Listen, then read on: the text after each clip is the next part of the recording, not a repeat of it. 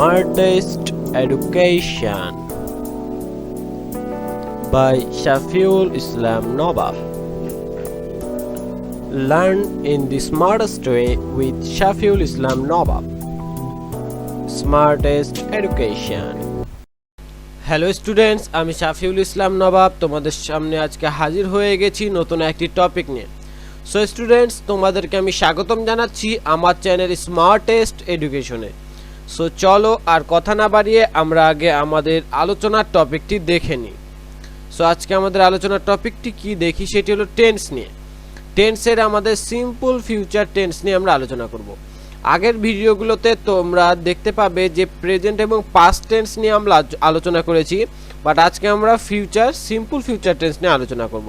So future টেন্সের যেহেতু আমাদের চারটি ভাগ আছে, সিম্পল, কন্টিনিউয়াস, পারফেক্ট এবং পারফেক্ট কন্টিনিউয়াস, আমরা আজকে জাস্ট সিম্পল ফিউচার নিয়ে আলোচনা করব। আমরা যেহেতু বিস্তারিতভাবে এবং সুন্দরভাবে এবং সিম্পল ফিউচার নিয়ে যত রকমের আলোচনা আছে আজকে দেখে নেব এই একটি ভিডিওতেই। সেজন্য যেহেতু ভিডিও অনেক বড় হয়ে যাবে, এজন্য আমরা জাস্ট সিম্পল ফিউচার নিয়ে আলোচনা করব। কন্টিনিউয়াস, পারফেক্ট এবং পারফেক্ট কন্টিনিউয়াস আমরা আগামী ভিডিওগুলোতে দেখতে পাবে তোমরা, আমরা আগামী ভিডিওতে সেগুলো নিয়ে আলোচনা করব। সো চলো আর কথা না বাড়িয়ে আজকে আমরা আমাদের আলোচনায় যাই। সো আলোচনায় যাওয়ার আগে তোমাদের একটি কথা আমি বলে রাখি, তোমরা যদি আমার চ্যানেলে নতুন হয়ে থাকো তাহলে অবশ্যই এখনই আমার এই চ্যানেলটিকে সাবস্ক্রাইব করো এবং পাশে থাকা বা অল নোটিফিকেশন বেল আইকনটিতে ক্লিক করে দিও। সো স্টুডেন্টস, চলো আর কথা না বাড়িয়ে আমরা আমাদের আলোচনায় যাই। সো আমরা ফিউচার টেন্সের যে আজকে যেগুলো শিখবো সেই টপিকগুলো আমরা একে একে দেখে নিই।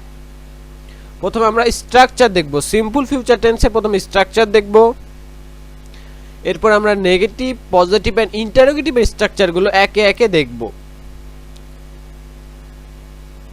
এরপর আমরা contract of subject and auxiliary verb. So আমরা ইংরেজি কথা বলার সময় সাবজেক্ট এবং অক্সিলারি ভার্বটাকে একসাথে করে নিই। যেমন ধরো আই এবং উইল, আই উইল, এটাকে আমরা আই অ্যাপোস্ট্রফি ডাবল এল করে নিই, আল এরকম আমরা করে নিই। বা এই যে এই কন্ট্রাক্ট অফ সাবজেক্টের বিভিন্ন সাবজেক্টের সাথে এটা কিভাবে হয় সেটাও আমরা আজকে দেখব সম্পূর্ণভাবে। এরপর আমরা contract of subject and auxiliary verb in negative, অর্থাৎ নেগেটিভে আমরা কিভাবে করব। যেমন I won't, I will not কে আই ওন্ট, এরকম ভাবে উই ওন্ট, এরকম ভাবে যেগুলো করতে হয় সেগুলো আমরা আজকে দেখব। এরপর আমরা দেখব example of sentences with explanation. আমরা ব্যাখ্যার সাথে সেই সেন্টেন্সগুলোর এক্সাম্পলগুলো দেখব এবং শেষে একটি নোট রয়েছে সেটিও আমরা দেখব। সো চলো আমরা আমাদের মূল আলোচনায় যাই। সো আমাদের সামনে একটি স্লাইড চলে এসেছে, তোমরা দেখতে পাচ্ছ যে সিম্পল ফিউচার টেন্স নিয়ে। সো এখানে দেখতে পাচ্ছ সিম্পল ফিউচার টেন্স। সো প্রথমে কিন্তু আমাদের একটি সেন্টেন্স দিয়ে শুরু হয়েছে, জাস্ট তোমাদের দেখানোর জন্য। এখানে কিন্তু একটি সেন্টেন্স দেওয়া আছে, দেখতে পেয়েছো তোমরা নিশ্চয়ই, যে আই উইল সিং। দেখো subject, auxiliary verb, verb, I will sing. So এরপরে দেখি আমরা একটি সেন্টেন্স লেখা আছে, কি লেখা আছে দেখে নিই। সেটি হলো the simple future tense is often called will because we make the simple future tense with the modal auxiliary will. অর্থাৎ সিম্পল ফিউচার টেন্সকে আমরা উইল বলেও ডাকি মাঝে মধ্যে, অর্থাৎ উইল বললেও আমরা সিম্পল ফিউচার টেন্সটি বুঝে থাকি। কারণ কি জানো? কারণ হলো আমরা সিম্পল ফিউচার টেন্সটা কিন্তু এই অক্সিলারি ভার্ব, যে উইল, মডেল অক্সিলারি ভার্ব যেটি রয়েছে উইল, সেটি ব্যবহার করে আমরা সিম্পল ফিউচার টেন্সটি ব্যবহার করে থাকি। সিম্পল টেন্সে দেখবা এই উইল, যেটি সিম্পল ফিউচারে উইল ছাড়া কোনো অক্সিলারি ভার্বই ব্যবহৃত হয় না সাধারণত। আমরা আগে শ্যাল ব্যবহার করতাম আই এবং উইয়ের পর আমরা শ্যালটা সাধারণত ব্যবহার করতাম, যে আই শ্যাল, বাট এখন আর সেইটির ব্যবহার হয় না, এখন উইলেরই সব কোথায় ব্যবহার। সেই জন্য আমরা এটিকে উইল বলেই ডাকতে পারি। সিম্পল ফিউচার টেন্সকে আমরা উইলই সাধারণত বলতে পারি। এবার চলো আমরা how do we make the simple future tense, আমরা সিম্পল ফিউচার টেন্সটাকে কিভাবে তৈরি করব সেটি দেখি। So the structure of the simple future tense is, অর্থাৎ আমাদের যে সিম্পল ফিউচার টেন্সের স্ট্রাকচারটি সেটি দেখি। সো প্রথমে আমরা দেখতে পাচ্ছি সাবজেক্ট প্লাস অক্সিলারি ভার্ব। আমাদের দেখো এখানে বড় করে উইল লেখা আছে, কারণ আমরা যেহেতু উইলটাই ব্যবহার করে থাকি তাই আমাদের উইলটাই শুধুমাত্র দেওয়া আছে। এরপরে মেইন ভার্ব। সো আমরা এখানে ইনভেরিয়েবল এবং বেস দুইটা ওয়ার্ড দেখতে পাচ্ছি। এই বেস, এই মেইন ভার্বটা কিন্তু এই সেন্টেন্সের বেস। এই মেইন ভার্ব ছাড়া কিন্তু কোনো কিছু সম্ভব না। যেমন বলি আই উইল গো, যদি আমরা আই উইল বলি, জাস্ট আমরা কিন্তু বুঝলো না আই উইল আমি করব বা এটা হবে, কি হবে, আমি যাইবো, এই জন্য আই উইল, এটি কিন্তু বেস একটি সেন্টেন্সের। এবং উইলটা কিন্তু আমাদের এটি ফিউচারের যে আমরা যাইবো বোঝাচ্ছে, আই উইল গো, যেমন বলা হচ্ছে আই উইল গো, আমি যাইবো। এই যে গো এটি বেস বোঝালো সেন্টেন্সের, এবং উইল এটি কিন্তু বোঝালো যে আগামীতে যাবে। এই জন্য আমাদের এটি দেওয়া আছে প্রথমে সাবজেক্ট, এরপর অক্সিলারি ভার্ব, এরপর মেন ভার্ব।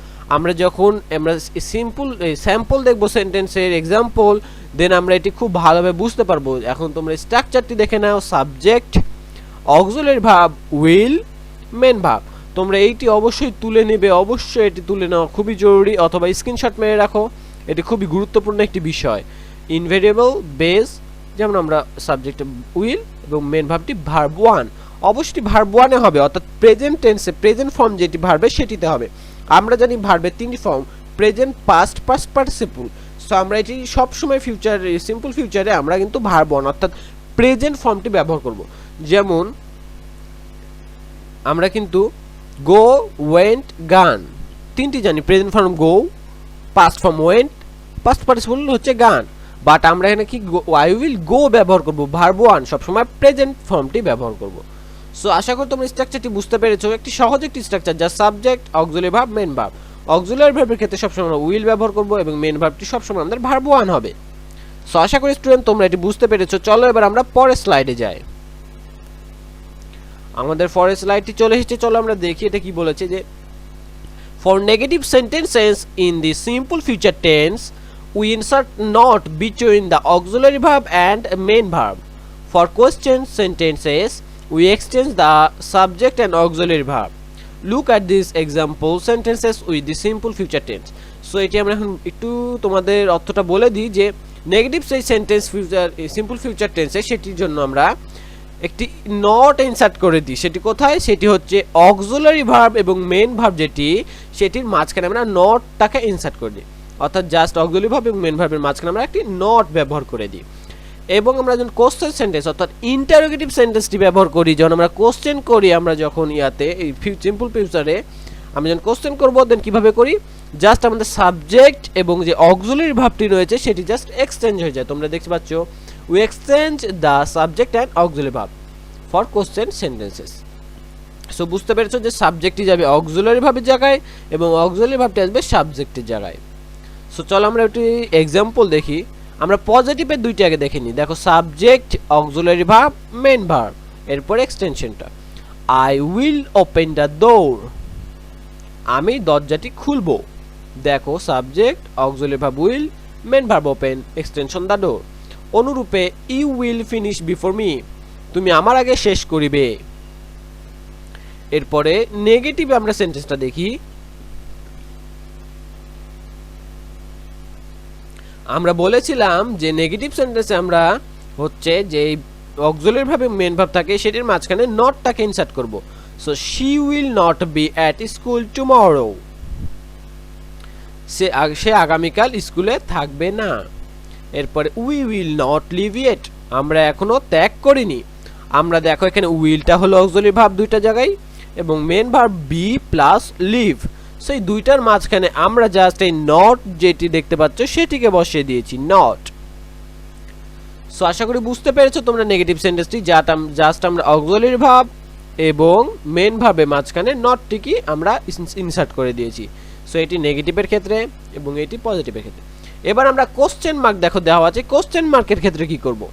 সেটি আমরা বলেছিলাম যে সাবজেক্ট এবং অক্সিলারি ভার্ব যেটি রয়েছে সেটি জাস্ট আমাদের এক্সচেঞ্জ হয়ে যাবে। যেমন আমরা ইউ উইল করেছিলাম, এখানে আমরা উইল ইউ করব।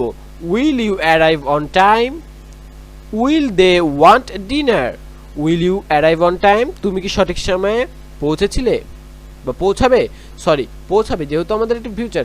Will you arrive on time, তুমি কি সঠিক সময়ে পৌঁছাবে। এরপর উইল দে ওয়ান্ট ডিনার, তারা কি ডিনার অর্থাৎ রাতের খাবার চাইবে। দেখতে পাচ্ছ আমাদের এখানে অক্সিলারি ভার্বটি আগে চলে এসেছে এবং সাবজেক্টটি পরে চলে এসেছে। আমরা সাধারণ সেন্টেন্সে যেহেতু দেখো সাবজেক্ট আগে ব্যবহার করেছি এবং আমরা অক্সিলারি ভার্বটি পরে ব্যবহার করেছি, বাট আমাদের যে কোশ্চেন সেন্টেন্স সেটিতে আমরা অক্সিলারি ভার্ব আগে এবং সাবজেক্ট পরে ব্যবহার করছি। Will you arrive on time, will they want dinner. So students, আশা করি তোমরা এটি বুঝতে পেরে গেছো। এটি অবশ্যই তোমরা লিখে নিবে অথবা স্ক্রিনশট মেরে রাখো। এটি খুবই গুরুত্বপূর্ণ বিষয়, পরে তোমাদের অনেক দরকার হবে। কারণ আমাদের কথা, ইংরেজিতে স্পোকেনে কথা বলা সবচেয়ে গুরুত্বপূর্ণ বিষয় হলো টেন্স, এবং টেন্সের মধ্যে ফিউচার টেন্সটি একটি গুরুত্বপূর্ণ বিষয়। যেহেতু ফিউচারে আমরা কি করব সেটি বোঝাতে আমাদের ফিউচার টেন্সটি ব্যবহার করতে হবে। সো চলো, এটা অবশ্যই তোমরা লিখে রাখো এবং ভালোভাবে মুখস্থ করে নেবে এবং আয়ত্ত করে নেবে। আশা করি তোমরা বুঝতে পারছো আমি কি বলছি। সো এবার চলো আমরা পরের স্লাইডে যাই। এবার আমরা দেখো পরের স্লাইডে কি আছে, যে when we use the simple future tense in speaking we often contract the subject and auxiliary verb। অর্থাৎ আমরা যখন সিম্পল ফিউচার টেন্সটি ব্যবহার করি কথা বলার সময়, তখন কিন্তু আমরা সাবজেক্ট এবং অক্সিলারি ভার্বটাকে কন্ট্রাক্ট করে দিই, অর্থাৎ একসাথে করে দিই। আমরা দেখো এরকম কিছু এক্সাম্পল দেখবো, তাহলে বুঝতে পারবে। যেমন I will, I apostrophe double L.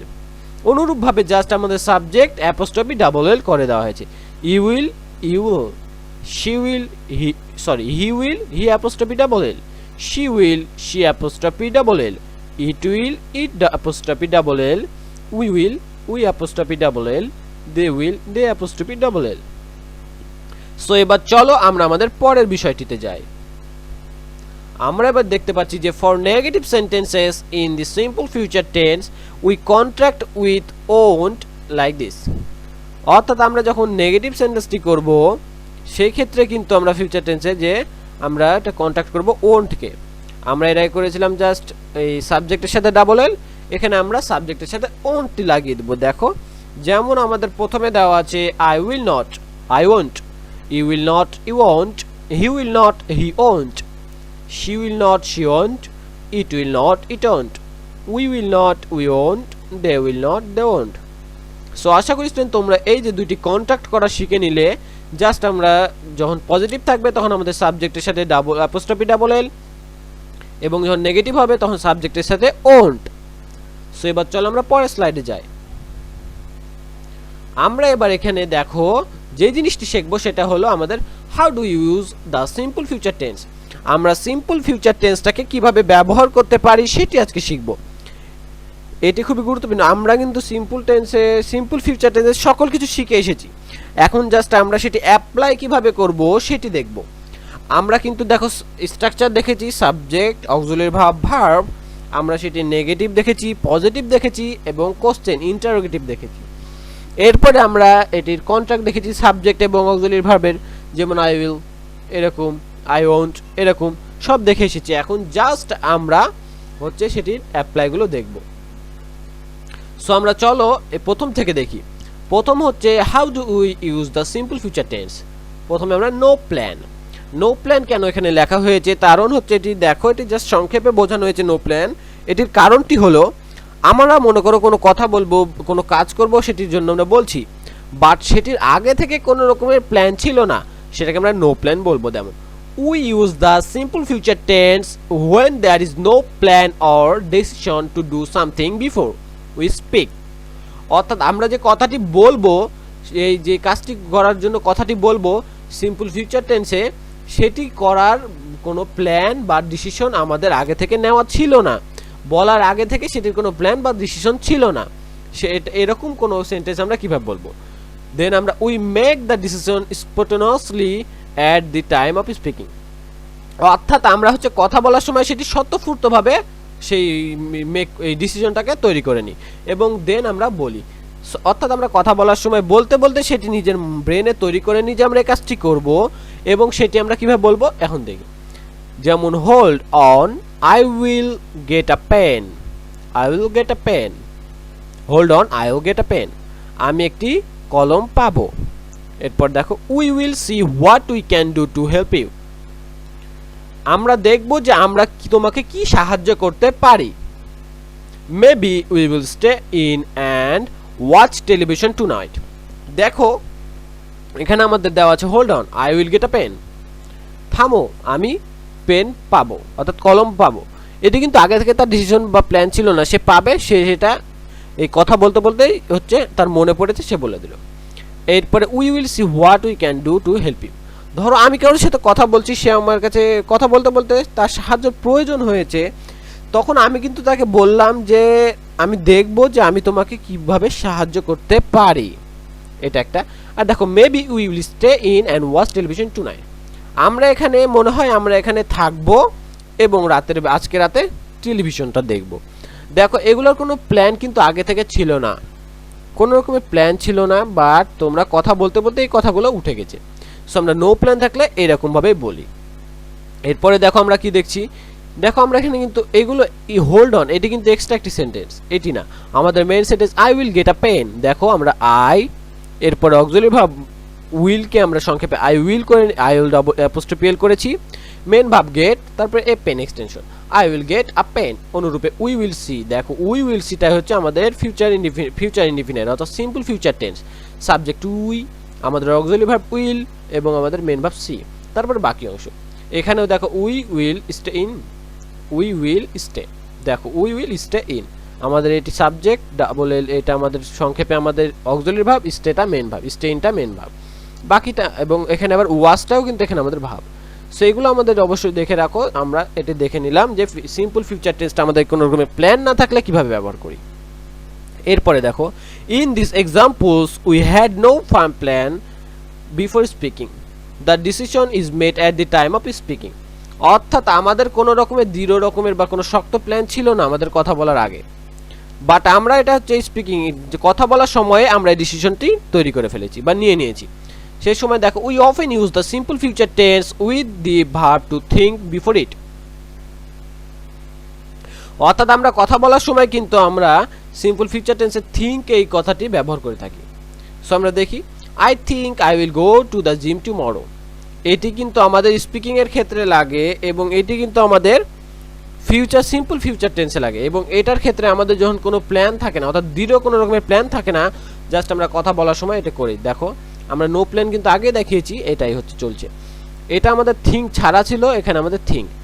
I think I will go to the gym tomorrow, দেখো আই থিঙ্ক আমি চিন্তা করছি বা আমি চিন্তা করি যে I will go to the gym tomorrow, আমি কালকে হচ্ছে জিমে যাব। I think I will have a holiday next ইয়ার, আমি চিন্তা করি আমার আগামী বছরে একটি হলিডে অর্থাৎ ছুটির দিন পাবো, ছুটির দিন পাবো বা থাকবে বা আছে। I don't think I will by that কার, আমি চিন্তা করি না আমি হচ্ছে গাড়িটি কিনবো।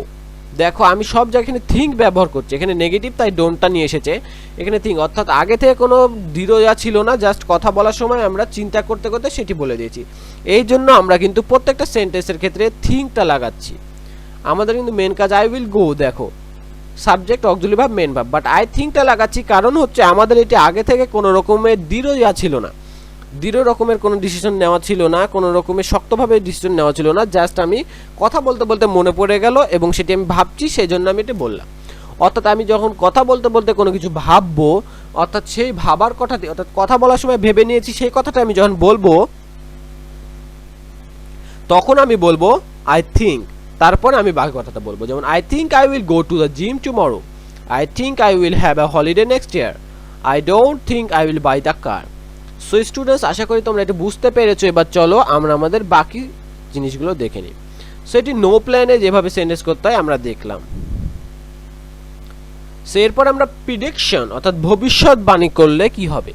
ভবিষ্যৎবাণী করার ক্ষেত্রে আমরা কি বলবো, prediction. We often use the simple future tense to make a prediction about the future. Again, there is no firm plan. We are saying what we think will happen. Here are some examples. অর্থাৎ আমরা future টেন্সে হচ্ছে কিছু ভবিষ্যৎবাণী কথা বলার সময় কিছু ভবিষ্যৎবাণীর কথাগুলো ফিউচারে বলি। এখানে কোনো রকমের দৃঢ় প্ল্যান থাকে না, আমরা জাস্ট হচ্ছে কথা বলার সময় ভাবি যে আগামীতে কি হবে, সেটি আমরা বলার সময় কি করব। ধরো আমি একটি কথা বলছি এবং ভাবছি যে আগামী দিন বা আগামী পরশু দিন বা কিছুদিন পরে কি হবে সেটি আমি ভাবছি, বা আগামী বছর কি হবে সেটি ভেবেছি এবং সেটি আমি বলে দিলাম। এরকমের কিছু ভবিষ্যৎবাণী করার বাণীর ক্ষেত্রে আমরা কি বলবো। Here are some examples. এখানে কিছু এক্সাম্পল দেখি যে ইট উইল রেইন টুমরো, দেখো আমাদের দেখা যাচ্ছে ইট উইল রেইন টুমরো, আমি ভাবছি আগামীকাল বৃষ্টি হবে, এটি আমি ভাবছি এবং এটি আমি বললাম যে ইট উইল রেইন টুমরো। দেখো আমাদের এখানে সাবজেক্ট এসেছে ইট, এরপর অক্সিলারি ভার্ব উইল, এরপরে ভার্ব হচ্ছে rain, it will rain tomorrow. দেখো আমরা যখন কোনো রকমের ভবিষ্যৎবাণী করব দেন আমরা এভাবে বলবো। এরপরে দেখো people want go to Jupiter before the 22nd century, অর্থাৎ এই 22 শতকের আগে কিন্তু কেউ জুপিটার হচ্ছে যেতে পারবে না। People won't go to Jupiter before the 22nd century. Who do you think will get the job? তুমি কে এই চাকরিটি পেতে পারে, তুমি কি চিন্তা করো যে এটি কে চাকরিটি পেতে পারে?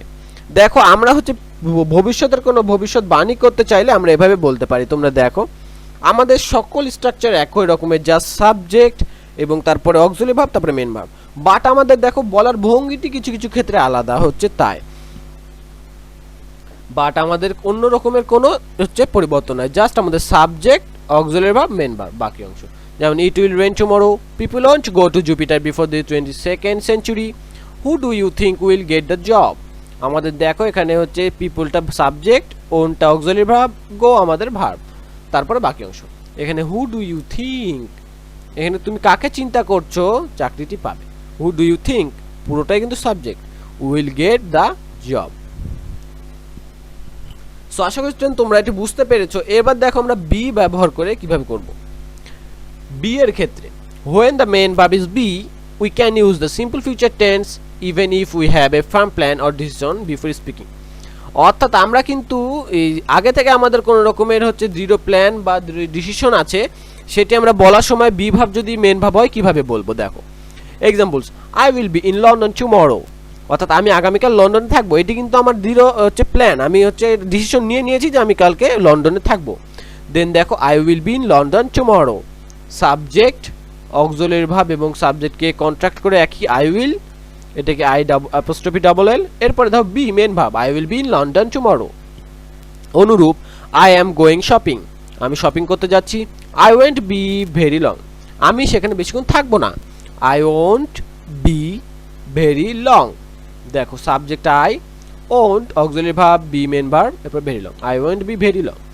এরপরে দেখো আমাদের প্রশ্ন করার সময় will you be at work tomorrow, তুমি কি আগামীকালকে হচ্ছে চাকরিতে কাজে থাকবে। দেখো এখানে আমাদের প্রশ্ন করার নিয়মটা আমরা আগে দেখে নিয়েছিলাম যে আমাদের অক্সিলারি ভার্বটি আসে আগে, তারপরে আমাদের সাবজেক্ট, তারপরে মেন ভার্ব, অর্থাৎ আমরা বলেছিলাম সাবজেক্ট এবং অক্সিলারি ভার্বটি এক্সচেঞ্জ হয়। দেখো এখানে কিন্তু আগে আমাদের দেওয়া ছিল সাবজেক্ট তারপরে অক্সিলারি ভার্ব, বাট আমরা প্রশ্ন করার সময় আগে অক্সিলারি ভার্ব তারপরে সাবজেক্ট নিয়ে এসেছি, তারপরে মেন ভার্ব, তারপরে বাকি অংশ। সো বি ভার্ব ব্যবহার করি আমরা এইভাবে, আগে থেকে কোনো রকমের যদি আমাদের ডিসিশন নেওয়া থাকে, আমরা আগে থেকে কোনো ডিসিশন বা প্ল্যান আছে, সেটি আমরা করার সময় আমরা দেখো বলার সময় হচ্ছে সাবজেক্ট অক্সিলারি ভার্ব তারপরে আমরা বিটি উচ্চারণ করতে পারি, যেমন I will be in London tomorrow. So আশা করি স্টুডেন্ট তোমরা বুঝতে পেরেছো, আমাদের এটি ছিল আসলে মূল বিষয়। আমাদের প্রথমটি নো প্ল্যান, নো প্ল্যানে আমরা সাবজেক্ট অক্সিলারি ভার্ব তারপরে বাকি অংশ লিখে দিই, এবং আমরা হচ্ছে কোনো কথা ভাবার পরপরই যখন বলি, কথা বলার সময় কোনো কথা ভেবেছি এবং বলে দিয়েছি, তখন আমরা একটি ওয়ার্ড আই থিঙ্ক লাগিয়ে দিই, তারপরে বাকি অংশ, অর্থাৎ আমরা subject auxiliary verb main verb বাকি অংশ, এটি একটি। আরেকটি আমরা ভাবতে কোনো কথা বললে, অর্থাৎ ভাবার পরপরই সেই কথাটি আমরা বলে নিই, আগে থেকে কোনো প্ল্যান না থাকলে সে ভাবার পরই সেই কথা বললে আই থিঙ্ক কথাটি লাগাতে হয়, I think I will go to the gym tomorrow.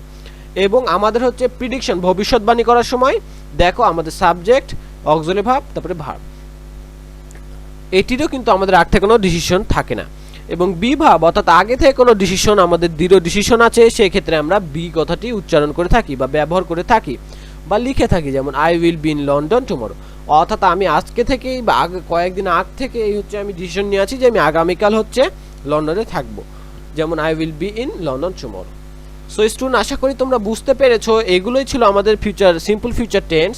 So এগুলো খুবই ইম্পর্টেন্ট, তোমরা এইটি যদি এই ভিডিওটার প্রত্যেকটি জিনিস যদি ভালোভাবে বুঝতে পারো, তাহলে কিন্তু তোমাদের কাছে হচ্ছে ফিউচার সিম্পল ফিউচার টেন্স একদম পানির মতো সহজ হয়ে যাবে। সো স্টুডেন্ট চলো আমাদের একটি নোটিশের কথা বলা ছিল, নোট, সেটি দেখি যে note that when we have a plan or intention to do something in the future, we usually use other tenses or expressions such as the present continuous tense or going to, অর্থাৎ আমরা কিন্তু এগুলো ব্যবহার করি সাধারণ, ঠিক আছে, but আমরা কোনো রকমের ভবিষ্যতের কোনো কথা, আমাদের একটি প্ল্যান আছে, সেটি আমরা বলতে চাইলে যে সেই প্ল্যানটি বলার সময় আমরা কিন্তু প্রেজেন্ট কন্টিনিউয়াসে বলে থাকি। এটি হচ্ছে আমাদের নোট ছিল যে আমরা সাধারণত প্রেজেন্ট কন্টিনিউয়াসে বলে থাকি। যেমন আমি হচ্ছে ভাত খাইতেছি, আই এম ইটিং রাইস, এই রকমের এটা আসলে বেশি বিষয় কিছু না, বাট আমাদের এগুলো হচ্ছে মূল বিষয়। সিম্পল ফিউচার টেন্স শিখতে আমাদের এটা অবশ্যই জানতে হবে। No plan, prediction, be. অবশ্যই এই তিনটি তোমরা যদি ভালোভাবে বুঝতে পারো তাহলে তোমরা অনেকটাই সিম্পল ফিউচার টেন্সের দুর্বলতা কাটিয়ে উঠতে পারবে এবং সহজ হয়ে যাবে। সো এগুলো শিখতে হলে অবশ্যই আমাদের প্রথমে যা শিখতে হয়েছে সেটি হলো আমাদের দেখো জাস্ট স্ট্রাকচার এবং আমাদের পজিটিভ, নেগেটিভ এবং কোশ্চেন মার্ক স্ট্রাকচার, আমাদের যে সাবজেক্ট এবং অক্সিলারি ভাবে কন্ট্রাক্ট, আমাদের নেগেটিভের সাবজেক্ট এবং অক্সিলারি ভাবে কন্ট্রাক্ট, তারপরে আমাদের হচ্ছে এক্সাম্পল এবং এক্সপ্লেনেশনগুলো। সো আশা করি যে তোমরা ভালোভাবে এটি বুঝতে পেরেছো। আর যদি কোনো রকমের সমস্যা হয়ে থাকে অথবা আমার যদি কোনো রকমের ভুল হয়ে থাকে তাহলে তোমরা অবশ্যই আমার এই কমেন্ট বক্সে লিখে পাঠিয়ে দেবে। এবং তোমাদের এই ভিডিওটি পছন্দ হলে অবশ্যই লাইক বাটনে ক্লিক করবে এবং হচ্ছে তোমরা এখনও সাবস্ক্রাইব না করলে অবশ্যই সাবস্ক্রাইব করে পাশে থাকা অল নোটিফিকেশন বেল আইকনেতে ক্লিক করবে এবং তোমরা যত পারবে ভিডিওটি শেয়ার করবে। সো স্টুডেন্টস, আজকে এই পর্যন্তই। আসসালামু আলাইকুম।